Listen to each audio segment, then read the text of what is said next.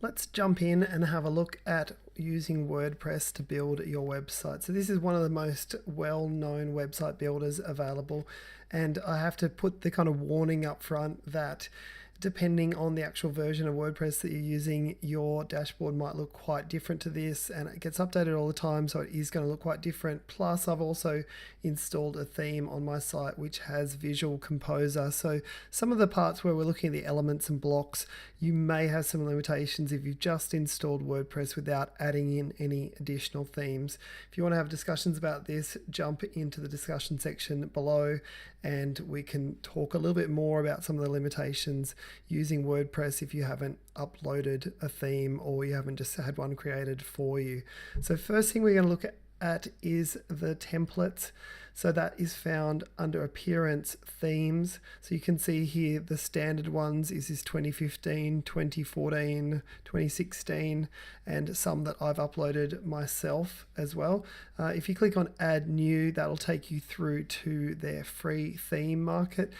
Just a reminder that some of these themes that are free, you can upload them, but you'll notice that to get the advanced functionality or to have some of the plugins on them work, you will need to actually pay for those as well. So a good thing to do is to either just look for straight up free themes or even go and look at some of the premium themes on a site like ThemeForest if you want to add that to your website. So that's how you can change the themes. And if you click on, say, upload theme, then you can just upload a zipped file that will just add the theme into your WordPress installation, and then that will change the whole look of your site, and also add in some functionality down the side for doing things like adding in products, for being able to adjust some of the settings and make it a little bit easier to adjust some of the elements as well. Depending on the theme, some of them come with things like Visual Composer. So I'm going to show you that in a moment. What we're going to look at next is pages. So over on the left hand side is all the navigation for WordPress. If you click on pages on the side here, it's going to show you all the pages. Now this is just all demo content that came with the theme. So you can see here that you can edit those, trash them, or you can view the pages. So pretty simple. Now if I jump into any of these, I'll show you what it looks like.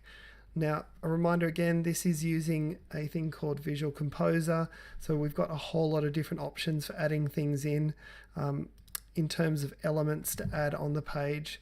Here we can add in rows, headings, posts, shares, pie charts, so many different things that we can add in to our actual page. So once I've added in the particular element that I want, then I can just click on update over on the side and that particular page will be updated. You can also assign, this is the same for pages and blog post pages, particular categories that you want to put those into.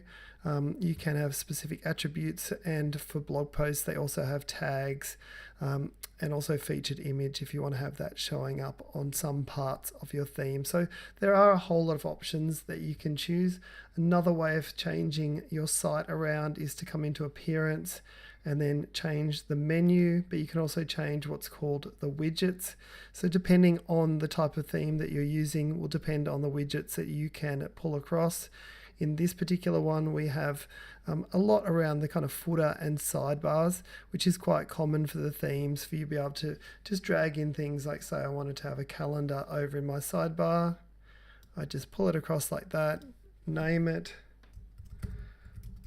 what's on, and it really is as simple as that in pulling across any of these available widgets over to here. So it's just really a matter of coming into Appearance, Widgets, having a look at what's available, dragging that across. So that's some of the areas that you can customize.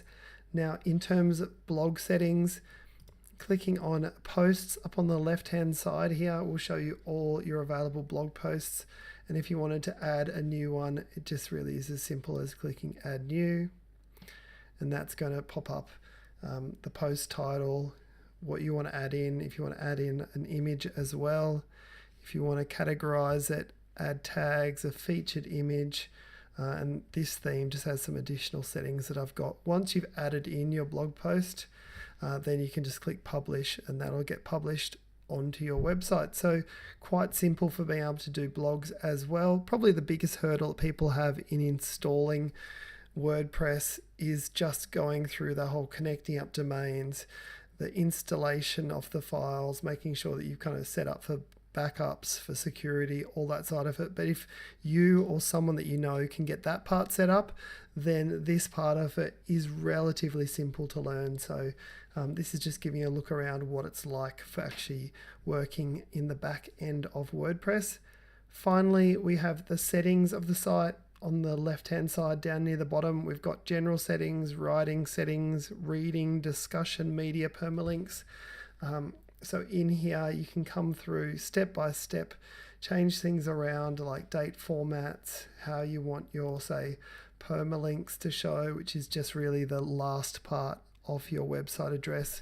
There's a few customizable things you can do like this, saving changes along the way. So it's relatively simple once you know how to use it. So that's one of those things that it's probably good for you to go and check out the other courses on how to set up a WordPress website, so you can kind of step by step go through which settings need changing, which plugins do I need. So you'll see here on the left hand side, which plugins do I need to ensure I've got a secure site that runs quickly and has everything that I need.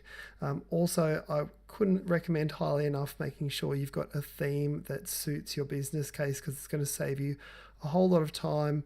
If you can get one where you can kind of install demo content, then adjust that, delete out the pages you don't need, is going to be a really quick way of being able to build a site cheaply or build multiple sites. So hopefully that gives you a good look at the back end of WordPress and helps you in deciding whether WordPress is something you'd like to build your website with.